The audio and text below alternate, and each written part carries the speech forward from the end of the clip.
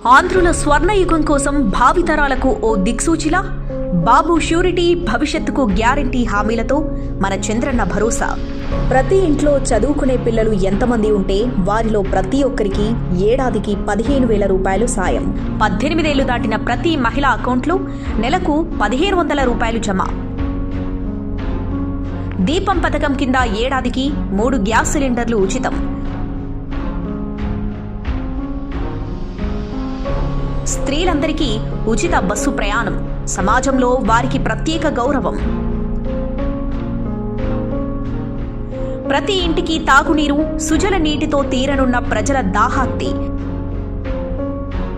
20 లక్షల మంది యువతకు ఉపాధి. నెలకు 3,000 నిరుద్యోగ భృతితో భరోసా.